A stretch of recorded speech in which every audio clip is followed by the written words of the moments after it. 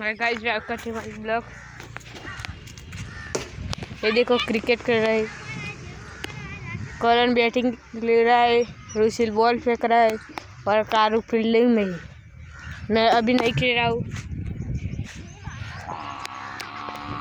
तो बहुत बढ़िया मौसम है, देखो बहुत बढ़िया।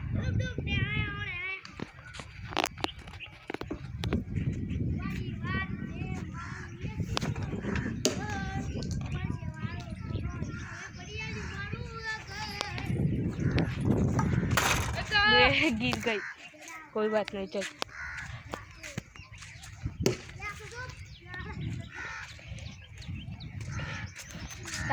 ये हमारा कारू। तो हम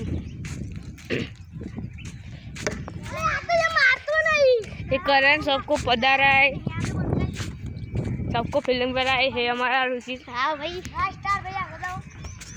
चलो, ये पेट करा है साला। ये हमारा करण जो क्रिकेटर है, देखो देखो देखो यहाँ पे देखो, ये भैंस चढ़ रही है, गाय भैंस। बहुत बढ़िया। तो आज के लिए इतना ही। Thank you.